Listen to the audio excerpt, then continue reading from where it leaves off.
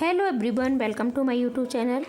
आज मैं आपके लिए हिंदी का प्रैक्टिस सेट लेके आई हूँ और इसे हम पूरा सॉल्व करेंगे, तो आप वीडियो को लास्ट तक अवश्य देखना। कर सकते हैं तो मैं आज आपको 2-3 तरह से प्रश्नों को छांटना सिखाऊंगी, ठीक है। और जो आपको बेस्ट लगे आप उसका प्रयोग एग्जाम टाइम करना। और तो चलो शुरुआत करते हैं। और अगर आप चैनल पर पहली बार जुड़ रहे हैं तो चैनल को सब्सक्राइब भी अवश्य कर लें, क्योंकि डेली ऐसी ही वीडियो चैनल पर आपको मिलती रहती हैं। और वीडियो को शेयर भी अवश्य कर दिया करें अपने दोस्तों को। तो लाइक कर दें अभी, क्योंकि फिर आप लाइक करना भूल जाते हैं। देखो आपके इसमें से गद्यांश में से प्रश्न 2 तरीके से आप छांट सकते हो और दोनों में ही आपका कम समय लगता है।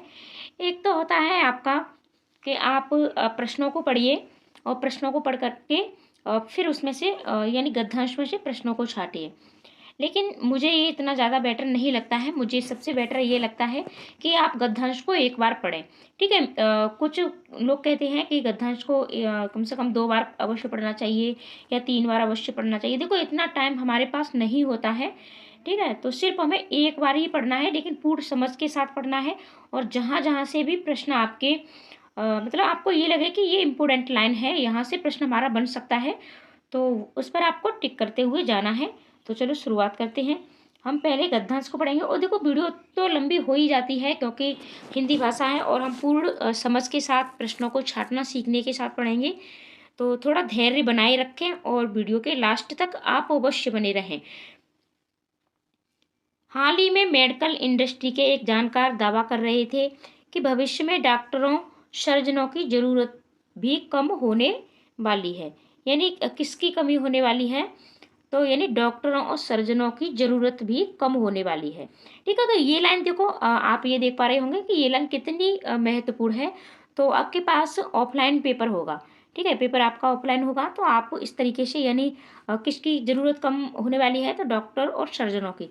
तो आप वहाँ उसको अंडरलाइन इस तरीके से कर लें, ठीक है। हम तो पूरी अंडरलाइन करेंगे, लेकिन मैं आपको बताती जाऊंगी कि आपको सिर्फ उतनी ही करनी है। ऑफलाइन पेपर होगा आपका, आपके हाथ में पेपर होगा, तो आप उस पर अंडरलाइन कर लें। फिर आप प्रश्नों को पढ़ेंगे तो आपको तुरंत आपको प्रश्नों के उत्तर मिल जाएंगे, ठीक है। एआई के जरिए लक्षणों को समझा जाएगा। अब देखो ये एआई के यानी लक्षणों को किसके द्वारा समझा जाएगा? तो एआई के द्वारा। तो आप एआई पर निशान लगा सकते हो, अंडरलाइन कर सकते हो। आपकी केस हिस्ट्री एआई को पता होगी। ताज़ा हालत पूछ ली जाएगी और प्रिस्क्रिप्शन आपके हाथ में होगा। शारीरिक श्रम से जुड़े कामों पर शायद सबसे कम असर पड़ने वाला है। ये समझने का वक्त है कि एआई से फायदे होंगे या नुकसान। अब देखो ये भी बहुत महत्वपूर्ण लाइन है कि ये समझने का वक्त है कि एआई से फायदे होंगे या फिर नुकसान। अभी तो इस नकली बुद्धिमत्ता को इंसान ने ही जन्म दिया है। अब इसको किसने जन्म दिया है? तो इंसान ने ही जन्म दिया है, उसका नियंत्रण है। लेकिन एआई वरदान ही रहे और भस्मासुर न बने। यानी एआई है तो ये सिर्फ हमारे लिए एक वरदान ही साबित हो, भस्मासुर नहीं। उसके लिए ये सोचने की जरूरत भी है कि मानवीय बुद्धिमत्ता के स्तर को इतना ऊंचा कैसे उठाया जाए कि एआई उस पर हावी न हो सके। अब अगर चैट जीपीटी बनाया है तो फिर पढ़ाई लिखाई और इम्तिहानों का वह तरीका कौन सा हो जो बिना एआई के युवाओं और बच्चों के बौद्धिक स्तर को परख सके। ये सवाल ऐसे हैं जिनके जवाब दे पाना मुश्किल है, पर नज़र जरूर रखनी चाहिए। वैज्ञानिकों को भी तय करना चाहिए कि एआई ऐसी हो जो इंसानियत फैलाने में मददगार हो। यानी एआई कैसी होनी चाहिए? इंसानियत फैलाने में मददगार हो। अब देखो हम इसके प्रश्नों को पढ़ेंगे, ठीक है। प्रश्न देखेंगे हम।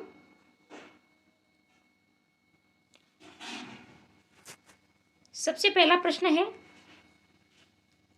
एआई का अर्थ है, सॉरी, समूह से भिन्न शब्द है। और देखो ग्रामर में आपका ज़्यादा कुछ नहीं पूछा जाता, उतनी ही ग्रामर पूछी जाती है जो तुम्हें पहले से आती है आप सब लोगों को, ठीक है।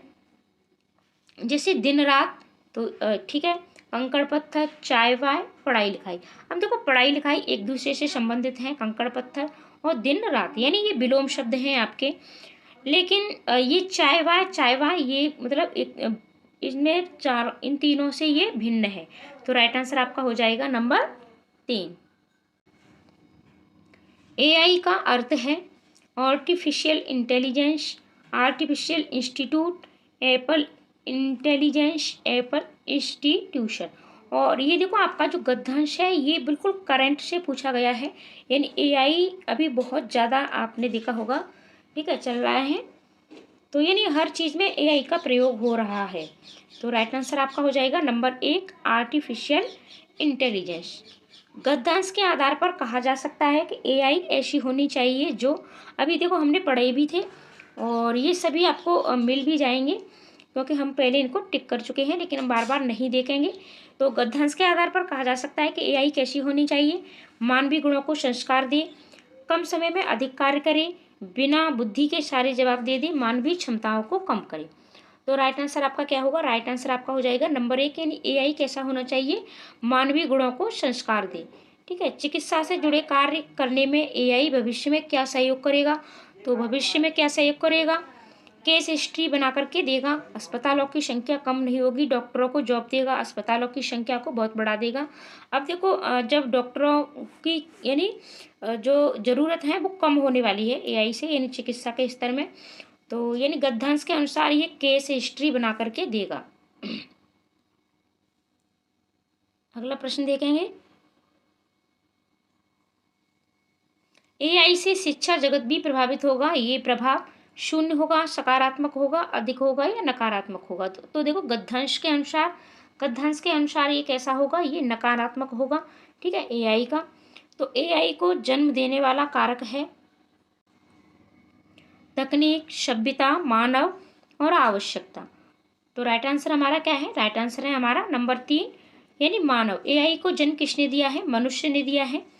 मानवीय शब्द में प्रत्यय है, तो मानवीय शब्द में आपको प्रत्यय ढूंढना है और आपके गद्यांश पद्यांश में आपके कारक, प्रत्यय, उपसर्ग, ठीक है, विशेषण, सिर्फ इन्हीं से आपके 2-4 प्रश्न पूछे जाते हैं, लेकिन आपके 2 गद्यांश आते हैं, तो इस पर भी आपको अवश्य ध्यान देना है। तो मानवीय शब्द में प्रत्यय है, तो राइट आंसर आपका क्या हो जाएगा? राइट आंसर आपका हो जाएगा नंबर 2 ई। एआई शारीरिक श्रम से जुड़े कार्यों पर संभवतः सबसे कम प्रभाव डाले और इससे कौन सा कार्य प्रभावित नहीं होगा? शिक्षण, खेतीबाड़ी, आविष्कार या फिर चिकित्सा?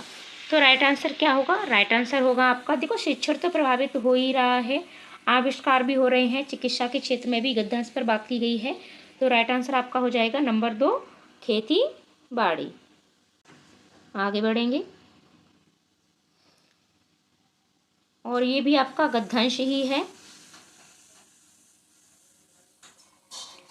प्रश्न उठता है कि प्राण का शरीर के साथ बेहतर तालमेल कैसे बैठाकर रखा जाए? ऐसा क्या करें कि प्राण शरीर के हर अंग की तरफ संतुलित और व्यवस्थित होकर बहे? देखा जाए तो बीमारी और कुछ भी नहीं बल्कि प्राण का उस अंग विशेष में असंतुलित हो जाना ही है। स्वास्थ्य का अर्थ ही होता है प्राण का समुचित तरीके से समस्त अंगों की तरफ बहना। यानी प्राण का स्वास्थ्य का क्या अर्थ है? देखो ये बहुत महत्वपूर्ण लाइन है कि स्वास्थ्य का अर्थ क्या है? प्राण का समुचित तरीके से समस्त अंगों की तरफ बहना। योग में इस प्राण को बल देने के अनेक अभ्यास हैं, इनके जरिए हम प्राण को रोज बल दे सकते हैं। इन किसके जरिए बल दे सकते हैं? योग के जरिए, और शरीर में होने वाली बीमारियों की रोकथाम कर सकते हैं। ये प्राण केवल हमारे शरीर की ही संभाल नहीं करता, ये मन, बुद्धि आदि प्रत्येक आयाम को जीवन देता रहता है। अब प्रश्नों को देखेंगे, आपको इस तरीके से अंडरलाइन कर लेना है, ठीक है, जहाँ जहाँ से आपको प्रश्न सही लगे या जहाँ से लगे कि प्रश्न आपके बनते हैं, आप इतने परिपक्व हो। अच्छे स्वास्थ्य का संबंध, ठीक है, अब देखो अच्छे स्वास्थ्य का संबंध किससे है? तो अच्छे स्वास्थ्य का संबंध सीधा सीधा आपके इसमें प्राण से दिया गया है। ठीक है, यानी देखा जाए तो बीमारी कुछ भी नहीं बल्कि प्राण का उस अंग में विशेष असंतुलित हो जाना ही है। और स्वास्थ्य का अर्थ देखो, अभी स्वास्थ्य का संबंध आपसे ये पूछ रहा है और ये स्वास्थ्य का अर्थ दे भी रहा है कि प्राण का समुचित तरीके से समस्त अंगों की तरफ बढ़ना। तो राइट आंसर आपका क्या हो जाएगा? नंबर 1 प्राणवायु। प्राणवायु को सशक्त बनाने के अभ्यास डैश में है। तो देखो अभी प्राणवायु को सशक्त बनाने के लिए क्या हमने पढ़ा था, तो अब हम इसमें अपना देखेंगे। तो योग में इस प्राण को बल देने के लिए अनेक अभ्यास है। ठीक है, तो किस चीज़ में है? तो राइट आंसर आपका होगा नंबर 1 योग में। विशेषण शब्द का उदाहरण नहीं है, आपसे नहीं पूछा है। स्वस्थ, स्वास्थ्य, व्यवस्थित और संतुलित। तो राइट आंसर आपका क्या होगा? राइट आंसर आपका हो जाएगा नंबर 1 यानी स्वस्थ। ठीक है, ये आपके विशेषण शब्द का उदाहरण नहीं है। आगे बढ़ेंगे। जीवन के लिए सर्वाधिक महत्वपूर्ण है प्राण के माध्यम से योग करना, प्राण और शरीर का दीर्घायु होना, योग के माध्यम से प्राणायाम, प्राण और शरीर का सामंजस्य। तो राइट आंसर आपका क्या होगा? राइट आंसर आपका हो जाएगा नंबर 3 यानी प्राण और शरीर का सामंजस्य होना चाहिए। ठीक है, अगला प्रश्न देखते हैं। प्राण वायु शरीर के हर अंग में संतुलित और डैश होकर बहती है। तो किस तरीके से बहती है? तो ये एक व्यवस्थित तरीके से होकर के बहती है। तो राइट आंसर आपका नंबर 4। रोग का कारण है प्राण वायु का अंग विशेष में असंतुलन, अपने शरीर की उचित देखभाल न करना, योग के माध्यम से शारीरिक शक्ति घटाना, प्राण वायु का बहुत अधिक बढ़ जाना। तो राइट आंसर आपका क्या होगा? राइट आंसर आपका हो जाएगा यानी प्राण वायु का अंग विशेष में असंतुलन, यानी कहीं ज़्यादा है तो कहीं कम। बुद्धि में एक प्रत्यय लगाने पर शब्द बनेगा। तो राइट आंसर आपका क्या होगा? राइट आंसर आपका हो जाएगा नंबर 1 बौद्धिक। अगला प्रश्न देखेंगे और यहाँ से प्रश्न आपके पेडागोजी के प्रश्न हैं। ठीक है, यहाँ से आपके पूरे पेडागोजी के प्रश्न हैं और इन पेडागोजी के प्रश्नों को आप अच्छे से समझें, क्योंकि अगर एक बार आप पेडागोजी समझ जाते हो तो पेडागोजी में आपके पूरे के पूरे नंबर अवश्य आते हैं और गद्यांश पद्यांश में से प्रश्न भी छाटना आप सीख जाते हो, तो भाषा में आप एक अच्छा स्कोर अवश्य कर सकते हो। तो चलो शुरुआत करते हैं। परभाषा व्यवहार ट्रांसलैंग्वेजिंग क्या है? भाषाएं किस तरह से एक समय अवधि के दौरान अपना रूप बदलती हैं? एक कक्षा में एक से अधिक भाषाओं को संसाधन के रूप में इस्तेमाल करने की शिक्षण शास्त्रीय प्रक्रिया है। विद्यालय में कितनी भाषाएं पढ़ानी चाहिए? इस मुद्दे पर शिक्षा नीति में भाषा है। भाषाओं के शिक्षण अधिगम के दौरान एक भाषा से दूसरी भाषा में व्यवहार करने से संबंधित है। यानी परभाषा व्यवहार क्या है, आपसे ये पूछा गया है। तो राइट आंसर है आपका नंबर 2 यानी एक कक्षा में एक से अधिक भाषाओं को संसाधन के रूप में इस्तेमाल करने की शिक्षण शास्त्रीय प्रक्रिया है। यानी आपका कक्षा कैसी है? बहुभाषी कक्षा है और बहुभाषी कक्षा पर भी वीडियो आपको मिल चुकी है, आप उसे अवश्य देखें। भाषा पेडागोजी की प्लेलिस्ट में जाकर के आप देख सकते हो, जो भी टॉपिक हैं आपके सभी पढ़ाए गए हैं। भाषा अर्जन, भाषा अधिगम, ठीक है, बहुभाषिकता, समावेशी शिक्षा, सभी आपको मिल जाएंगी। अगला प्रश्न है घोषणात्मक ज्ञान क्या है? व्याकरणिक तत्वों के बारे में ज्ञान, व्याकरणिक तत्वों की त्रुटि की पहचान करना सीखना, किसी व्याकरणिक तत्व पर कैसे कार्य किया जाए ये जानना, किसी भाषा के शब्द का उच्चारण करना जानना। तो राइट आंसर क्या है? राइट आंसर है नंबर 1 व्याकरणिक तत्वों के बारे में जानना। कक्षा 6 की अध्यापिका शब्दावली समृद्ध करने के लिए चम्मच, प्लेट, डिब्बे, परात कक्षा में लेकर के आती है। यानी बच्चों की जो शब्दावली है उसको समृद्ध करना चाहती है। ठीक है, भाषा की कक्षा में इन्हें दिखाकर वह रसोई में इस्तेमाल होने वाली वस्तुओं का विवरण लिखना चाहती है। भाषा शिक्षण के संदर्भ में इन वस्तुओं को क्या कहेंगे? वास्तविक वस्तुएं, वास्तविक जीवन के कार्य, खाना पकाने के बर्तन, शिक्षण सामग्री। तो राइट आंसर आपका हो जाएगा नंबर 1 यानी वास्तविक वस्तुएं, यानी बच्चों को उनके वास्तविक जीवन से जोड़ करके पढ़ाना। ठीक है, चाहे आप भाषा सिखाते हो या फिर कहीं भी कोई भी सब्जेक्ट आप बच्चे को पढ़ाते हो, चाहे आपका ईवीएस हो, सीडीपी हो, ठीक है, जहाँ भी आपको अधिगम कराना है, बच्चे को भाषा सिखानी है, तो आपको बच्चे को वास्तविक जीवन से जोड़ करके पढ़ाना है और ये शिक्षिका वही कर रही है। यानी बच्चों को शब्दावली समृद्ध करने के लिए वास्तविक वस्तुओं को दिखा करके वो ये कार्य कर रही है। निम्नलिखित में से कौन सी विधि भाषा अधिगम के लिए ड्रिल और भाषा के औपचारिक गुणधर्म में निपुणता को आवश्यक रूप की तरह अनुशंसा करती है? ठीक है, देखो ड्रिल का अर्थ होता है यानी दोहराव, ठीक है, अनुवाद या दोहराव। तो संप्रेषणात्मक भाषा शिक्षण, अब देखो संप्रेषण तो बच्चा स्वयं से करता है। व्याकरण अनुवाद विधि, अब व्याकरण का अनुवाद करने में तो ये भी नहीं होगा। ठीक है, कुल भौतिक प्रतिक्रिया। तो राइट आंसर आपका हो जाएगा यानी श्रव्य भाषावाद, जो भी सुन करके, यानी जैसे कि पहले टीचर कोई चीज़ बोलता है तो बच्चे फिर उसको सुनेंगे और सुन करके फिर उन्हीं शब्दों को दोहराते हैं। ठीक है, तो ये नहीं, ये क्या है, तो इसमें आपका हो जाएगा ड्रिल का प्रयोग यानी दोहरा आपका श्रव्य भाषा बात। अगला प्रश्न है आपका, नीचे दिए गए प्रश्न को पढ़ें, पता करें कि ये प्रश्न किस प्रारूप का है। छोटी बालिका की कहानी पढ़ने के बाद आपने उसके दुखों और कठिनाइयों का सामना करने वाले साहस को महसूस किया। यानी आपने एक कहानी पढ़ी जिसमें एक छोटी बालिका की साहस की कहानी है और फिर उसके बाद आपको उसके दुखों और कठिनाइयों का मतलब सामना करने के साहस को तुमने महसूस किया।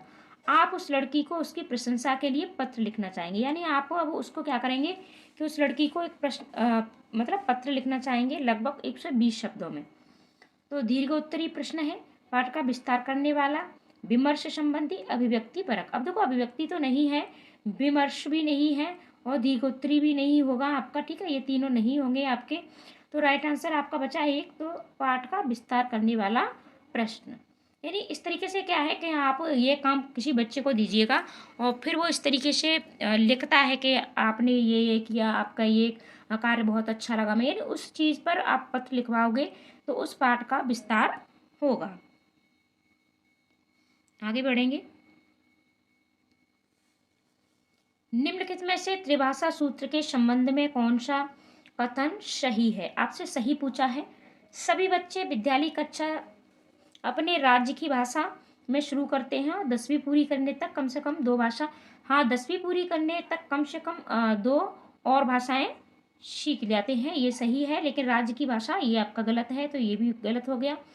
सभी बच्चे अपनी विद्यालय शिक्षा राज्य भाषा हिंदी, ऐसा बिल्कुल भी नहीं है कि राज्य भाषा हिंदी में ही प्रयोग हो, जो भी उनकी मदर टंग होती है उससे शुरू करते हैं।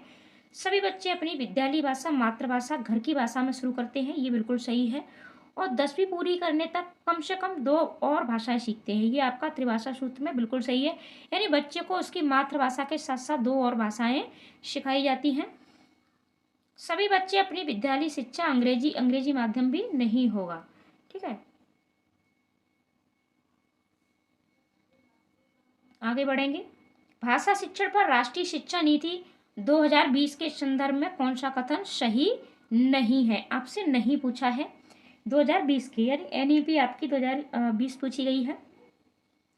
त्रिभाषा सूत्र के अंतर्गत मातृभाषा घर की भाषा का अध्ययन बिल्कुल सही है। ये आपका त्रिभाषा में मातृभाषा को सबसे पहले लिया गया है।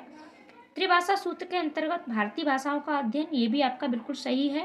त्रिभाषा सूत्र के अंतर्गत भाषा के रूप में अंग्रेजी भाषा का अध्ययन, तो अंग्रेजी भाषा का अध्ययन भी एनईपी 2020 में किया गया है। ठीक है, नहीं अंग्रेजी का, हाँ। त्रिभाषा सूत्र के अंतर्गत शास्त्रीय भाषा का अध्ययन, देखो शास्त्रीय भाषा का अध्ययन की बात नहीं की गई है। ठीक है, तो यही आपका गलत है, तो जो आपका गलत है वही आपका सही है। तो राइट आंसर आपका क्या हो गया, राइट आंसर आपका हो जाएगा नंबर 4। और ये बाकी के तीनों आपके गलत हो जाएंगे क्योंकि आपसे नहीं पूछा है। और जब भी आपसे नहीं पूछे तो आपको उसको अच्छे से अवश्य पढ़ लेना है कि आपसे नेगेटिव पूछा जा रहा है या फिर पॉजिटिव। भाषा उद्गम के बारे में कौन सा कथन सही है, इससे आपको इसमें सही पूछा है। शहजाद प्रथम भाषा के ज्ञान का द्वितीय भाषा उद्गम से कोई लेना देना नहीं है। शहजाद प्रथम भाषा का ज्ञान द्वितीय भाषा के उद्गम को समर्थित करता है। अब देखो पहले में क्या कह रहा है, यानी प्रथम भाषा के ज्ञान का द्वितीय भाषा के ज्ञान में कोई लेना देना नहीं है। अवश्य है, बच्चा जो भी दूसरी भाषा सीखता है वो अपनी मातृभाषा के साथ ही सीखता है। ठीक है, तो ये आपका गलत हो गया। और शहजाद यानी द्वितीय भाषा का समर्थित करता है, अवश्य करता है, उद्गम को समर्थित करता है, तो यही आपका राइट आंसर हो जाएगा। प्रथम भाषा उद्गम और द्वितीय भाषा दोनों पूरी तरह से अलग नहीं होती हैं। शहजाद प्रथम भाषा का ज्ञान द्वितीय भाषा के उद्गम अवरोध भी नहीं डालती है। ठीक है, तो बाकी के आपके सभी गलत हैं। राइट आंसर आपका हो गया नंबर 2। अगला प्रश्न देखेंगे। सामाजिक विज्ञान की कक्षा में शिक्षार्थी कक्षा में दिए जा रहे वक्तव्य से मुख्य बिंदु समझने की कोशिश कर रहे हैं और मुख्य बिंदु लिख रहे हैं। इस कौशल को क्या कहेंगे? श्रवण, लेखन कौशल, संज्ञानात्मक कौशल या फिर अध्ययन कौशल? तो राइट आंसर आपका क्या होगा? राइट आंसर आपका हो जाएगा ये अध्ययन कौशल, क्योंकि जो भी विज्ञान की कक्षा है शिक्षार्थी दिए जा रहे वक्तव्य के मुख्य बिंदु को समझने की कोशिश कर रहे हैं। ठीक है, और तो ये कौन सा कौशल है? तो ये अध्ययन कौशल। अगला प्रश्न देखते हैं, निम्नलिखित में से कौन सी प्रक्रियाएं भाषा को अच्छी तरह से लिखना सीखने में शामिल है? बच्चे को यानी अच्छी तरह से बच्चा लिखना सीख जाए। मानस मंथन, मुख्य बिंदु नोट करना, प्रारूप लिखना, रूपरेखा तैयार करना, संपादन, अंतिम स्वरूप देना। मानस मंथन, मुख्य बिंदु नोट करना, प्रारूप लिखना, संपादन, रूपरेखा तैयार करना, अंतिम स्वरूप देना। मानस मंथन, मुख्य बिंदु नोट करना, रूपरेखा तैयार करना, प्रारूप लिखना, संपादन और अंतिम स्वरूप देना। मानस मंथन, रूपरेखा, प्रारूपण, मुख्य बिंदु नोट करना, संपादन, अंतिम स्वरूप देना। अब देखो सबसे पहले क्या प्रक्रिया होती है, तो सबसे पहले मानस मंथन होता है, ठीक है, यानी हम अपने मन में सोचते हैं। नंबर 3 आपका सही होगा, ठीक है। अब ये क्यों सही होगा इस पर हम विचार करेंगे, आप नोट देखते जाइएगा। सबसे पहले हम कोई भी चीज़ है, ठीक है, प्रक्रिया है भाषा को अच्छे से लिखने सीखने के लिए हम सबसे पहले क्या करते हैं कि उसको मंथन करते हैं, सोचते हैं, ठीक है, मानस मंथन यानी मन में। फिर उसके मुख्य बिंदुओं को नोट करते हैं, फिर हम रूपरेखा तैयार करते हैं, फिर उसको लिखते हैं, फिर संपादन, और तब जा करके अंतिम स्वरूप हम उसको दे पाते हैं, ठीक है। जैसे कि मान के चलिए हम कोई कहानी लिखेंगे, तो सबसे पहले हम क्या करेंगे, सबसे पहले हम उस कहानी को दिमाग में सोचेंगे, ठीक है। फिर उसके मुख्य मुख्य बिंदुओं को हम नोट करेंगे, फिर एक रूपरेखा तैयार करेंगे, फिर प्रारूप लिखना, फिर संपादन और फिर अंतिम स्वरूप देना।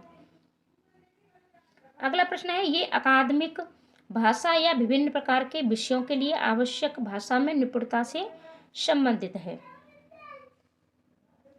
बुनियादी अंतर्वैयक्तिक संप्रेषण कौशल, संप्रेषणात्मक भाषा निपुणता, संज्ञानात्मक अकादमिक भाषा निपुणता, अंतर्भाषा निपुणता। तो राइट आंसर है आपका नंबर 3 यानी संज्ञानात्मक अकादमिक भाषा निपुणता, CALP। और ये आपका पूछा भी जाता है, ठीक है, और ऐसी चीज़ें भी आपको अवश्य देख लेनी है, क्योंकि ये अभी आपकी करंट में ही पूछी गई है जनवरी में, तो अभी भी बहुत सी संभावना है इस तरीके से। और देखो अगर मैं ये कहती हूँ कि आपका जो भी अभी करंट में, ठीक है, 2023 में अगस्त में आपका जो भी पेपर हुआ है, और 2024 में जनवरी में, तो भाषा में यानी आपकी 2 भाषाएं आती हैं। जैसे हिंदी है तो हिंदी भी आपकी 2 बार आती है, ठीक है, और भाषा फर्स्ट में भी हिंदी आती है और भाषा सेकंड भी हिंदी आती है। तो आपने चाहे भले ही भाषा सेकंड हिंदी ली है या भाषा फर्स्ट हिंदी ली है, लेकिन आप दोनों ही भाषाओं को अवश्य देखें। तो इस तरीके से आप जैसे मान के चलिए कि जनवरी का ही पेपर उठाते हो, तो जनवरी का पेपर आप उठाओगे, ठीक है, तो 2024 का, और आपके 2 पेपर होंगे, ठीक है, फर्स्ट पेपर और 2 पेपर, और दोनों में आपको डबल डबल भाषा मिलेंगी, ठीक है, भाषा फर्स्ट और भाषा सेकंड, ठीक है। तो इस तरीके से यानी 2 भाषाएं इसमें और 2 भाषाएं इसमें, यानी 4 आपको प्रैक्टिस सेट आपके बन जाएंगे हिंदी के, और आप इन चारों को अवश्य देखें। चाहे आप पेपर फर्स्ट की तैयारी कर रहे हैं, ठीक है, तब भी आपको सेकंड पेपर में जो भी दोनों भाषाएं हिंदी की आती हैं, तो आपको उन्हें भी देखना है। अगर पेपर सेकंड की तैयारी कर रहे हैं, तो पेपर फर्स्ट कोई भी जो दोनों भाषाएं आती हैं, ठीक है, उनको आपको देखना है। तो इससे क्या होगा कि इससे आपको ये एक अनुमान लगेगा कि अब जो जितना भी बदलाव हुआ है, ठीक है, तो वो किस चीज़ पर बदलाव हुआ है, कहाँ कहाँ बदलाव हुआ है, किस तरीके से बदलाव हुआ है, ठीक है, कौन कौन सी चीज़ें हमारी नई पूछी गई हैं, और प्रश्नों का लेवल कितना मतलब हार्ड कर दिया गया है, ये सारी चीज़ें आपको समझ में आएंगी। और इसके साथ साथ आप 2023 के भी दोनों प्रैक्टिस सेटों को अवश्य लगाएं। और मैं तो ये कहती हूँ कि आप पूरा पूरा प्रैक्टिस सेट लगाएं। अगर आप दोनों की तैयारी कर रहे हैं, तो तब तो आप दोनों का लगाओगे ही। और अगर आप जैसे पेपर सेकंड की तैयारी कर रहे हो, ठीक है, और आप 2023 और 2024 के प्रश्न पत्रों को पूरा पूरा हल करिएगा, सेकंड की तैयारी करने वाले आप सिर्फ EVS को छोड़ सकते हो, और अगर आपके पास मैथ साइंस नहीं है तो मैथ का पोर्शन छोड़ सकते हो, बाकी का आप पूरा CDP, ठीक है, और अपनी भाषा हिंदी जो भी है आपकी, तो सभी आप देख सकते हो। और इसी तरीके से फर्स्ट वाले सेकंड को मैं आप SST छोड़ दीजिएगा, ठीक है, और SST छोड़ने के साथ साथ आपको क्या करना है कि आप मतलब जो भी मैथ के भी प्रश्न आते हैं, तो वहाँ मैथ से आप सेकंड पेपर के मैथ में, ठीक है, पेडागोजी के प्रश्नों को आप देख सकते हो, अवश्य देख सकते हो। तो इस तरीके से आप पढ़िएगा। तो प्रैक्टिस सेट मतलब आपको लगाने हैं।